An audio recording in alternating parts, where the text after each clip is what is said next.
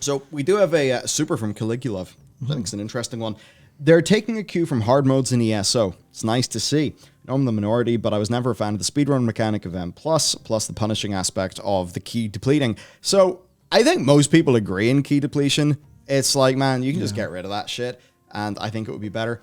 And I was doing a little bit of research into what these hard modes are, right, in ESO. It's like a hard mode for a veteran dungeon, right? So I'll just read this from the wiki, and we can kind of see what ESO does for dungeons. But yeah, there's like a toggleable hard mode, almost Ulduar hard mode style, at the last boss. Now, 6 out of 8 Veteran 2 dungeons have specific challenges to complete during the fight instead of using an item to toggle the hard mode. These dungeons typically challenge the party to avoid making use of protective mechanics or to complete a fight or phase without killing some enemies. Like achievements and... Yeah, like achievement style ones. Yeah. Hard mode criteria are just like listed as a optional objective for the Undaunted Pledge for any given dungeon. And and if you fail, then, you know, stuff resets, you die. You get 2 Undaunted keys, and I then found out that these Undaunted keys are used for, like, buying shit, I guess. Don't really understand. But I just thought it was interesting the way that you can toggle on hard mode of a boss that, like, maybe has some new mechanics, or in some other situations where... I mean, take a look at, you know, like, Glory of the Hero or something. Yeah. What would it be like if you completed the glory achievement requirements for a boss and it just gave you plus whatever % loot? You know, drop the loot at a slightly higher level, or, you know, something like that, right? Bit of an interesting little idea. Maybe it would encourage more people to go get their glory achievement because it could be a part of gearing, but then people would come in and be like, but that could lead to degenerate situations when playing in a group of players. That's fundamentally the problem you run into, where you don't immediately agree exactly on what you're going to do at the start of a fight, and then it's like, oh, well, we're going to do this, oh no, we're going to do that, oh, we're going to do this, especially when it comes to large groups like 25 man, and don't kill this enemy, or, you know, don't use this. You immediately run into what I'm going to call social usability problems, and they're the kind of thing of Blizzard definitely would avoid those, because even like, well... maybe ESO is a bit of a different example, because maybe it's a little bit more isolated in a sense. But even if you look at how like Riot and stuff are looking into all of their, you know, all of their different stuff, how they've worked with League of Legends, and it's all very much players, the less you interact, the better. The less that things are unclear, the better. There's a meta that we will support systemically in every reasonable capacity that there is there. You can go off meta, but you have to kind of agree to it. It's also being off meta intentionally is like, I'm not sure the last time it happened, but I remember there being a thing about it being like a bannable offense in League of Legends to intentionally play off meta, because it's like just this agreement of you have to play meta because that's how this game is played in ranked. In casual, do whatever the hell you want, but in ranked, it's like that. So that's like a whole thing of, you would need to have a way to maybe like advertise and select that that's going to be the way it's done, but that would need to be systemic and not just in the description of the, I was going to say party finder group, the group finder. We could take the principle and apply it elsewhere. Introducing World of Warcraft, the Coke Fiend Challenge. Now, here's World of Warcraft, the Coke Fiend Challenge, Matt. Imagine you take the end boss of every dungeon that comes out in an expansion, right? And you make like a trial version of that boss. So it's the same boss. Trial is in FF trial? Trial is in an FF trial, right? It's the same boss, but you're like, okay, we've designed this boss as a bit of dungeon content. Now we're going to juice it to the tits and go insane. And then maybe that's like something where there was one of those bosses active every week, and you can go and do it with a group of 5 people or whatever. And it's like, it feels like going and doing like, you know, I don't know, Sarth 2D or something with just a few of the lads, right? Now, that's the sort of thing that it's, you know, taking a little bit of an inspiration from how ESO is handling its hard mode. And you're like, oh, that would be cool. You've already done the boss. You've already done the voice acting. You've already done all these things. In the same way that in Final Fantasy XIV, they design a boss and then they're like, okay, what's the extreme version of this trial going to be? Could you do an extreme for all those end bosses? Like, take the big blue woman, Davos. The big blue woman. That's it, Davos. Take her. Right, like, she obviously should have been cooler. Done better in game, whatever. But I thought she had a pretty cool fight. It was a pretty visceral fight. Like, I'm not going to say it's the best, like, tightest design ever, but, it was pretty visceral. Shit was going on in the room. Gimmicky, but yeah. Take Solia. Now, Solia's a good ass fight. Could you imagine Solia Extreme? I would love to. So, that's basically how the inspiration has kind of sparked in my head for a feature like this. Because, hey, we are literally accepting the reuse of content as a core part of WoW's design now. And I know a lot of people are going to be like, Blizzard lazy and bad. True. But loads of the same people have also turned around and been like, look how FF14 is able to reuse its dungeons. Why does the WoW team not do that? Right? So, if we're accepting this idea of, the season where you get 4 Dragonflight dungeons and 4 Greatest Hits dungeons, which I shall definitely say, in my experience of Season 4, has felt great. Those 2 WoD dungeons, I've had a blast. The idea that I'm going to be able to do Shadow Moon Burial Grounds is fucking uber pog to me. And hearing that Skyreach and Auchindoun may even make it in, I am a trillion times uber pog for me. Very excited. So if we are going to accept this idea of reusing some content, why not yank a boss out of a dungeon and make it into a trial and give us a trial every week? Why not make that boss extreme? I mean, hey Blizzard, you designed Solia. Solia is really, really cool. Imagine if you could go ham. Nope. Sorry. I will fight you. Sorry, you don't understand.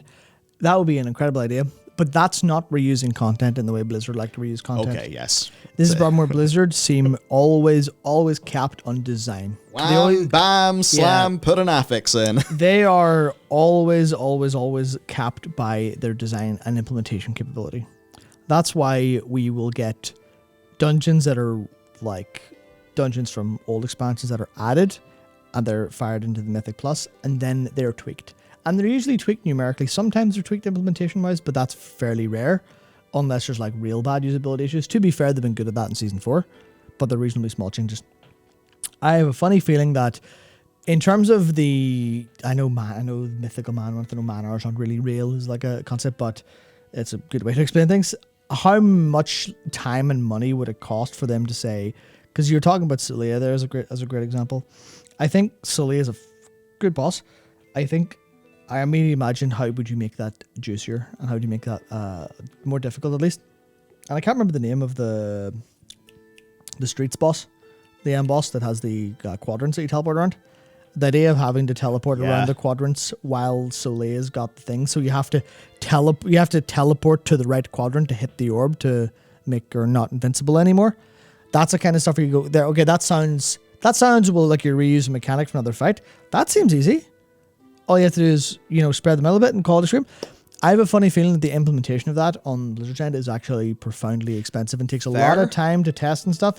Should be done, but I imagine it's just not in their capability. Like, they're all grown up. They've been hiring like crazy. They have got an entire other development team, and this would be more efficient than making a bunch of trials from scratch. All the art's already, from an actual production capacity, if you're doing this, you don't need to have a legion of artists making current patch content instead of next expansion content. That's the thing, right? That depends on how they hire, because it's going to be easier to get artists and designers. So designers probably have a massive amount of art, because that's the thing we always notice, right? You always notice this. We always notice assets that have gone unused.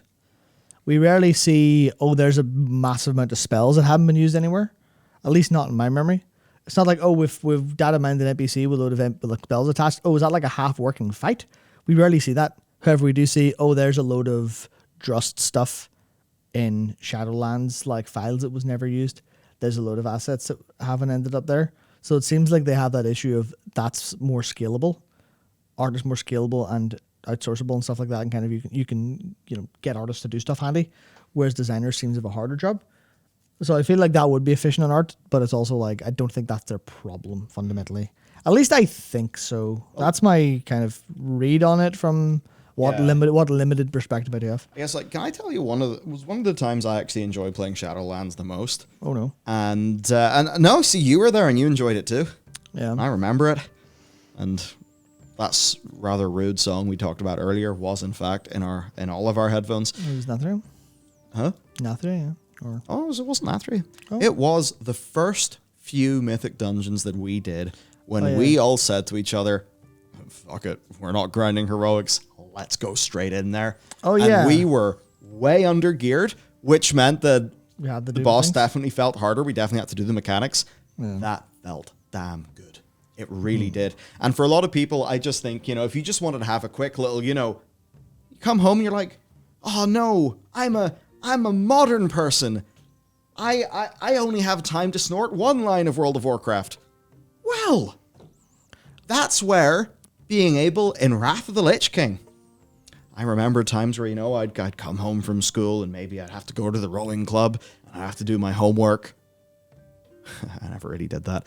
I would start. We can tell, don't worry. Yeah, I'm a fucking idiot. It was great. There was one of my teachers. She always went around checking people's homework in a clockwise fashion. So I found, because I was on the opposite side, I could just copy all of one of my mates' bits of homework. I could just copy it all while she was going around. And I'd say she only caught me maybe 5 to 10% of the time. It was a pretty high hit rate. Nice. But anyway,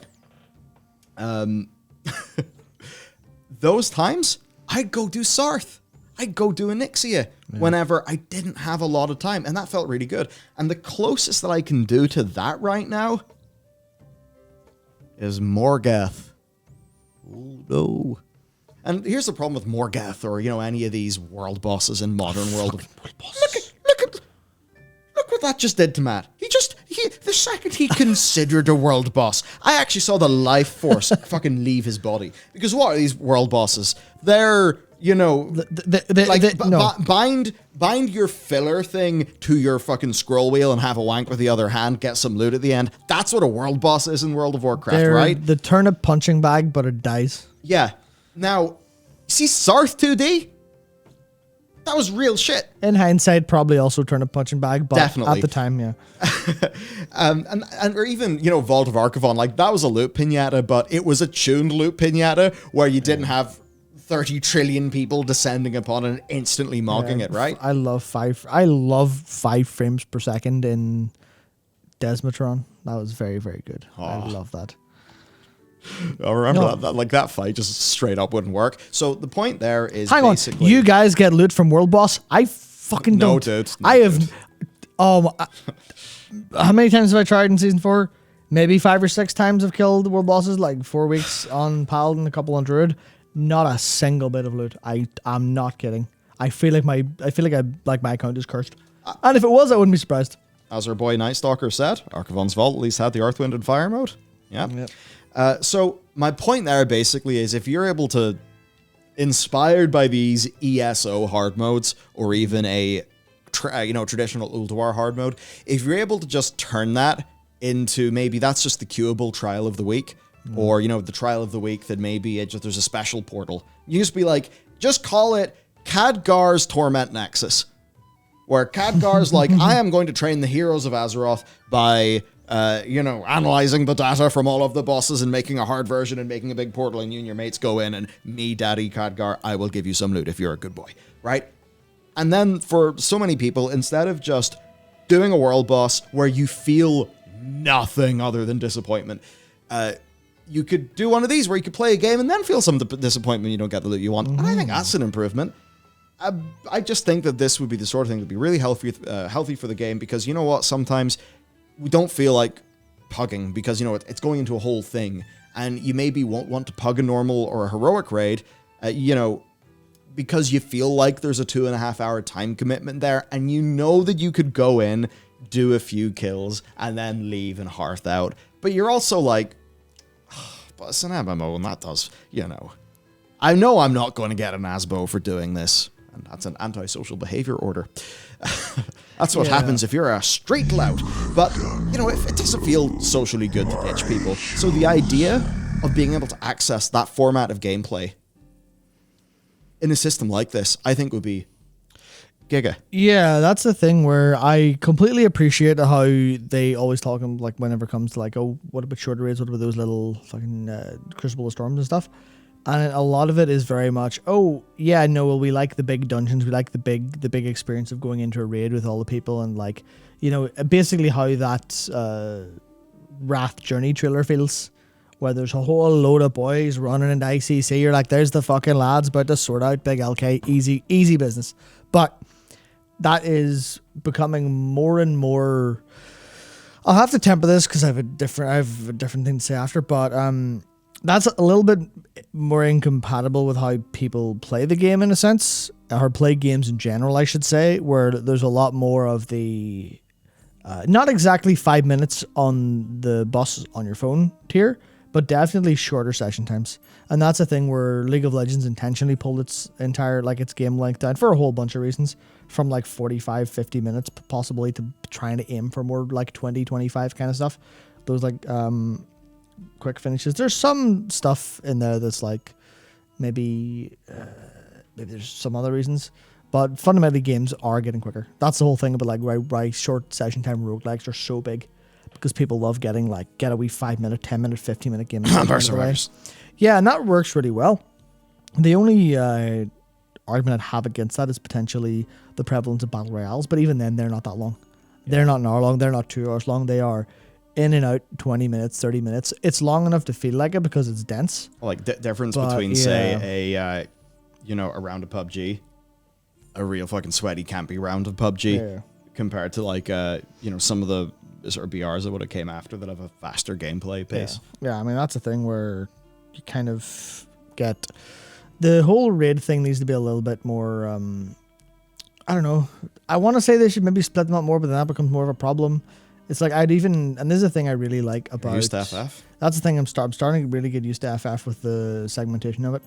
And I would be very happy if raids were just really obviously 2 wings, and then people would be like, oh, we're going to do this wing, or we're going to do this wing, whatever else. I feel like that would be better for it. And I know you're thinking, okay, well, none of that really kind of matters all that much, because you're just framing it differently, but I think the framing is important. Right? I'd very much love to be like, all right, we're going to do, the first half of this raid, but people want to do the whole raid in one setting, because that's how you do. You think of the raid as, oh, it's the raid. You don't think of the raid as, oh, the raid of the first, oh yeah, we'll do wing 1, wing 2, wing 3. And they do that for LFR because it's cute. So it's like, why not do that for other things? And then people would have the framework for, hey, we're here for 3 bosses, instead of having to go, I'm here for 3 bosses, and then you wait 47 years for people to show up, and then people leave all over the place. Stuff like that. I can even think about some of my time when, and I haven't actually been to the new FF patch, which I know is pretty embarrassing, but thankfully, Matt has been our fucking man on top of that shit in the gaming channel. But I remember doing Pandemonium, right? And the non-savage. Yeah, I know. And those were fights. They're fantastic. They're fight. And the next ones are way better too. And the thing was, it felt like I was playing a raid. I was there in giga focus mode. Yeah. Some of that's because things such as looking at the boss's animation for small cues about what the boss is going to do, I'm not used to, because I play the UI like a good World of Warcraft player. But I was just having that raid-like experience, and I was back home at Port Stewart. It was over the holidays, right? Mm-hmm. And the roast chicken dinner was on. There was like 45 minutes until the roast chicken dinner, and I was like, all right, going to hit the button, go. Yeah.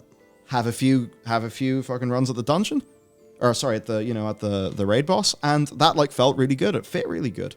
So I don't know, for Blizzard, they're, I think, going to want to very tightly guard the classic WoW raiding experience, because I think they truly feel like, but we are World of Warcraft. We are the game where these epic shared big moments of achievement happen. That's a USP. That is a bit of a USP. And it works if it works.